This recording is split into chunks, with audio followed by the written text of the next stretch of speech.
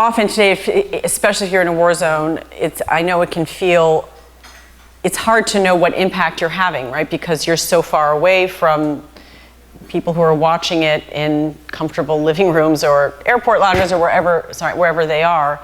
So have you had moments where it's like, okay, I see, I'm getting through, I'm making an impact? You're not, and also it's like, you're not going to change ISIS, you know, you're not going to stabilize Iraq, which is, you know, a mess, basically, you know, it's a mess. It's like we don't even know who to support there. We're now basically working with Iran to try to stabilize the Shiite government there. It's like and completely. Coordinating with Baghdad to make sure that the U.S. drones don't accidentally hit the American drones. But yes. Yeah, it's just the very definition of a complete mess. So in that, and you know, I so appreciate that you said last night, you said again that, you know, it's the individual stories that have that impact. Do you ever have a moment where it's like, I know that I did something that made a difference? You know, it's very rare, actually, and it's become even more rare, unfortunately.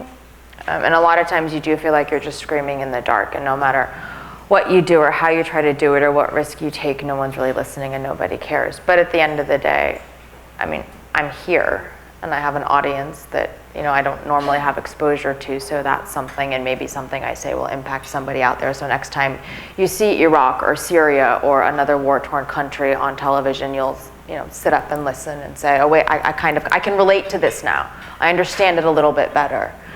And then on the smaller scale, there's a story I was telling last night of this little 5-year-old boy named Yusuf, and I met him about 7 years ago now, and he was 5 years old at the time, playing in front of his house. He lived in Baghdad along one of the sectarian Sunni Shia fault lines, and for reasons no one yet knows, 5 masked men threw gasoline on his face and set him on fire.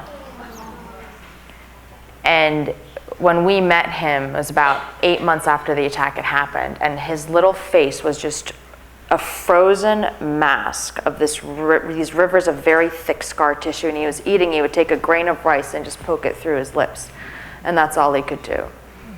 And so we did the story on CNN, and our viewer response was amazing. I mean, I didn't even know that much charity from strangers existed, or I'd forgotten that it could exist.